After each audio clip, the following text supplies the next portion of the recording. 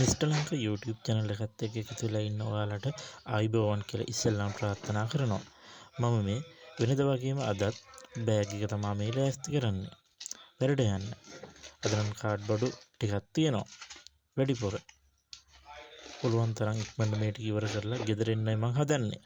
බලමු.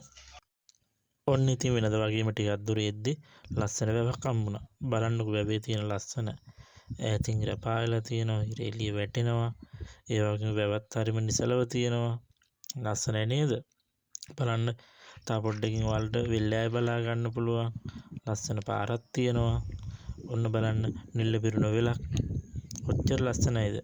මේ වැවේ වතුරින් තමයි ওই කුඹුරු අස්සක් දන්නේ. හරිම ලස්සනයි. උදේට බලන්න ප්‍රියම දසුණක්. බලන්න අර වැවේ ඉඳන් දැක්ක වෙල්ලෑය තමයි මේ තියෙන්නේ. ලස්සනයි නේද? මේක තමයි ගමවල තියෙන සුන්දරත්වය. බලන්න වටපිට හොඳට මාර ලස්සනයි.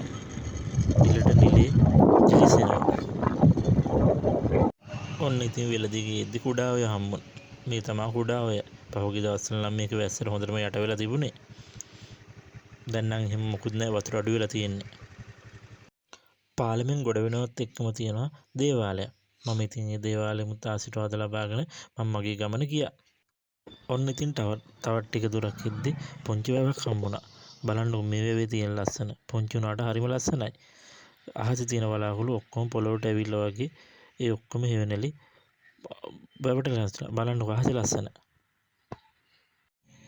මේ වැවෙන්න ස්වයං පෝෂණය වෙන වෙල්ලෑයක් තමයි මේ තියෙන්නේ. මෙතන මාළු ටැංකියක් තියෙනවා. මං හිතන්නේ විසිතුරු මාළු වෙන්න ඇති මේ ටැංකිය වල හදන්නේ.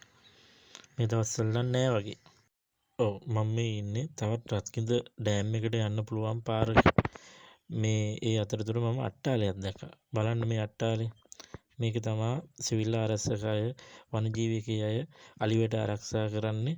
රැයට අලියනකොට මේක තමයි ඒගොල්ලන් ඉන්නේ.